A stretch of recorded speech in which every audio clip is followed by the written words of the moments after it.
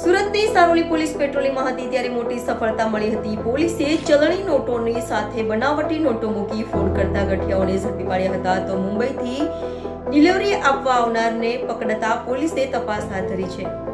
સુરતની સારોલી પોલીસને મળી મોટી સફળતા। મુંબઈથી બનાવટી નોટો સુરતમાં ડિલિવરી કરવા આવેલા 3 શખ્સોને ઝડપી પાડવામાં આવ્યા હતા, જેમની પાસેથી 2.5 કરોડથી વધુની બનાવટી નોટો મળી આવી હતી। ભારતીય ચલણી નોટોની સાથે બનાવટી નોટો મૂકીને બેંક સહિતની જગ્યાઓ પર છેતરપિંડી ઠગો કરતા હતા। તો સુરતમાં ડિલિવરી કરવા આવેલા 3 આરોપીઓ દત્તાત્રેય રોકડે, ગુલશન ગુગલે અને રાહુલ વિશ્વકર્માની ધરપકડ કરી હતી। પોલીસે આરોપીઓ પાસેથી અસલી નોટો સાથે નકલી નોટોનો ઢગલો કબજે કર્યો હતો। તો સાથે સારોલી પોલીસે આરોપીઓ પાસેથી 3 મોબાઈલ ફોન પણ કબજે કર્યા હતા। હાલ તો સારોલી પોલીસે 3 આરોપીઓની કે જેઓ મુંબઈથી નકલી નોટો ડિલિવરી કરવા સુરત આવ્યા હતા તેઓની વધુ પૂછપરછ હાથ ધરી છે અને તેને કોને નોટો આપવાના હતા સાથે કોના નોટો આપી છે તે અંગે તપાસ હાથ ધરી છે।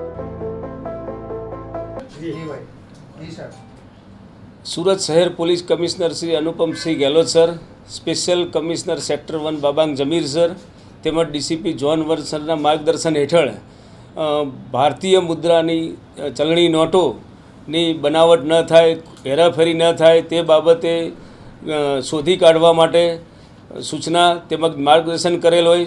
સારોલી પોલીસ સ્ટેશનના ઇન્સ્પેક્ટર શ્રી સંદીપ વેકરિયા તથા તેમનું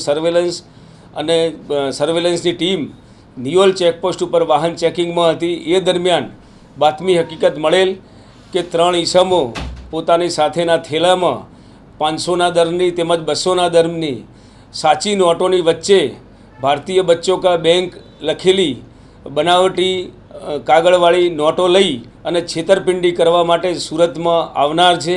જે હકીકત આધારે તપાસ દરમિયાન અને ચેકિંગ દરમિયાન 3 ઈસમોને આ કામે ઝડપી પાડવામાં આવેલ છે। ત્રણેયની ચેકિંગ કરતાં તેઓના થેલામાંથી 500ના દરની નોટોના 43,000 નંગ, જેમાં ઉપર નીચેની 500ની સાચી નોટ, એ જ રીતે 200 રૂપિયાની નોટના 21 બંડલ, જેમાં ઉપર નીચેની 200ના દરની ભારતીય મુદ્રાની સાચી નોટ, એમ 86 નોટો 500ના દરની સાચી, તેમજ 42 નોટો 200ના દરની સાચી, તેમજ 3 મોબાઈલ, એમ કુલ 1,06,400 રૂપિયાનો મુદ્દામાલ ત્રણેય આરોપીઓ પાસેથી હસ્તગત કરવામાં આવેલો છે।